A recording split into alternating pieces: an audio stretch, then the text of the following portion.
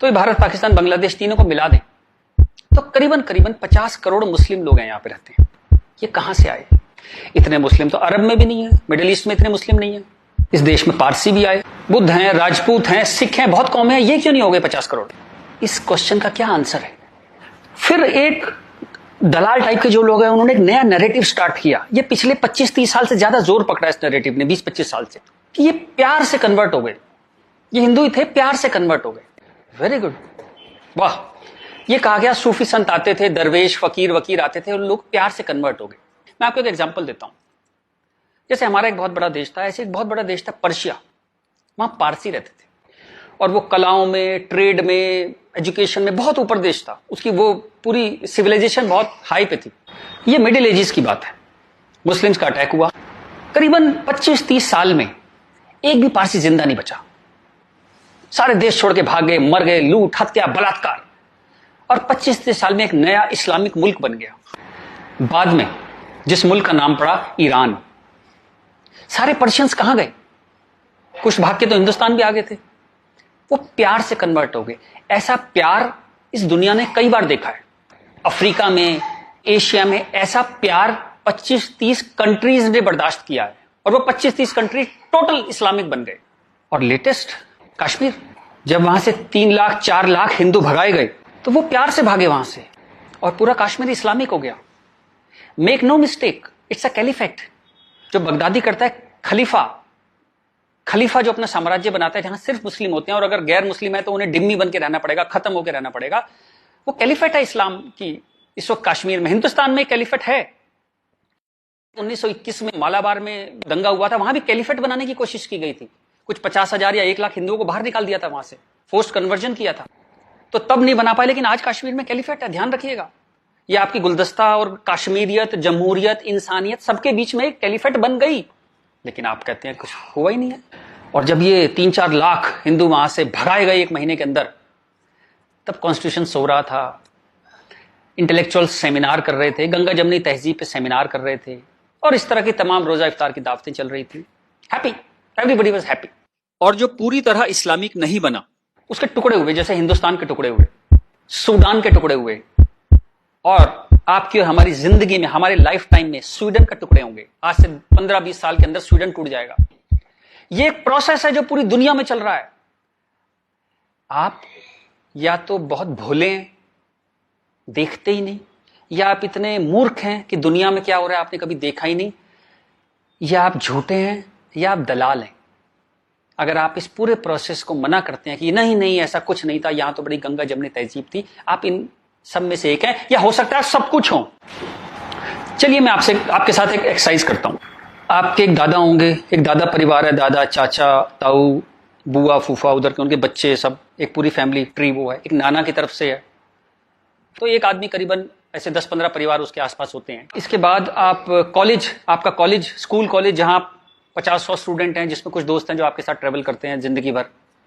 फिर आपका मोहल्ला, आपकी कॉलोनी, वहां भी आप 10-20 परिवारों को जानते हैं।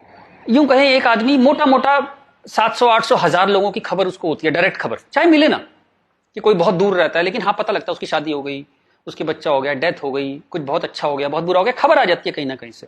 अब मैं आपसे एक्सरसाइज करता हूं, पिछले 20, 30, 50 साल में ये इन 1000 लोगों में से कितने लोग मुस्लिम बने, कितने लोग कन्वर्ट हुए? आंसर मिलेगा 0। क्या हुआ? सारे सूफी, दरवेश, फकीर रिटायर हो गए, आईपीएल देखने चले गए, इस्लाम की कशिश खत्म हो गई। दोस्त, जब तक गर्दन पे तलवार ना हो ना, कोई कन्वर्जन नहीं होता, या बहुत सारे पैसे ना हो, कोई कन्वर्जन नहीं होता। उसके बाद पार्लियामेंट पे अटैक हुआ, इस देश की पार्लियामेंट पे अटैक हुआ, और उसमें शामिल अफजल गुरु, उसके सम्मान में, उसके समर्थन में लोग खड़े हैं, हजारों लोग मुसलमान खड़े हैं, और हमने तब भी कुछ नहीं कहा। इस देश में हाहाकार नहीं हुआ। मुंबई में कुछ साल पहले आजाद मैदान में एक रैली हुई, किस लिए हुई? रोहिंग्याओं के समर्थन में। आपका क्या लेने देना रोहिंग्याओं के समर्थन में? और रैली के आखिर में क्या हुआ? जो शहीदों के लिए स्मारक बना है, फौजियों के लिए, शहीदों के लिए जो स्मारक बना है, उसको जूते मार मार के तोड़ दिया। इतनी नफरत आपके मन में इस देश के लिए, और कोई कुछ कहता ही नहीं, कोई कुछ कह ही नहीं पा रहा था। ये चल रहा था इस देश में। तो ये जो एक हेट है, ये इन दोनों कौमों में रही, और वो एक नफरत जो थी वो कभी, it never became a past history, distant history, कभी नहीं हुआ। वो रोज रहा। कभी वो अफजल गुरु के रूप में आ गई, कभी वो क्रिकेट मैच के रूप में आ गई, कभी कश्मीर, कभी आजाद मैदान, वो हमेशा कभी ना कभी उसके न्यू एडिशंस आते रहते थे। एक और एक्सरसाइज करते हैं। आप मोटरसाइकिल चलाते हैं, कार चलाते हैं, साइकिल, स्कूटर कुछ चलाते होंगे। जब भी आप सड़क में जाते हैं तो थोड़ा संभल के चलते हैं। लेकिन आपके शहर के जो मुस्लिम एरिया है, जब उसमें आप जाते हैं तो कुछ एक्स्ट्रा संभल के चलते हैं कि नहीं? एक्स्ट्रा संभल के, कि अगर यहां लग गई तो एक्स्ट्रा पिटाई होगी। वो जो फियर है आपके अंदर, वो जो डर है, वो कमाल की चीज है, जिसको देश कहता है नहीं, एक सिस्टम कहता है नहीं, लेकिन आपके अंदर है, करोड़ों लोगों के अंदर है, 100 करोड़ लोगों के अंदर है वो डर। और एक आखिरी एक्सरसाइज, जब भी आपको कोई ज्ञान बांटता हुआ आदमी मिले, सेकुलर मिले, इंटेलेक्चुअल मिले, गंगा जमनी तहजीब वाला आदमी मिले, सब बराबर हैं, सब धर्म है, तो उसको कहिएगा चलिए एक पेज पे लिखते हैं, गीता, बाइबल, कुरान सब एक जैसे हैं, जीसस, राम, कृष्ण, पैगंबर मोहम्मद सब एक जैसे हैं, ना कोई छोटा ना कोई बड़ा, सब प्यारे इंसान है, सब बढ़िया हैं, सब बराबर हैं। एक पेज पे लिख के उसे बोली जरा 2-4 मुस्लिम से साइन करा के ला। ऐसी ची की आवाज आएगी उस इंटेलेक्चुअल की, आपके पास जिंदगी में दोबारा नहीं आएगा। वो एक मुसलमान के साइन नहीं करा सकता इस बात पे। ये सारा ड्रामा हमारे लिए है। ये तो जहां से मैंने बात शुरू करी थी कि ये जो गुस्सा है, ये कई 100 साल का गुस्सा है, जिसको वेंट नहीं मिला, कभी निकलने की जगह नहीं मिली। और ये जो बार बार दंगे होते हैं ना, ये उसकी EMI है। And coming back to the point, Modi कोई आदमी है ही नहीं।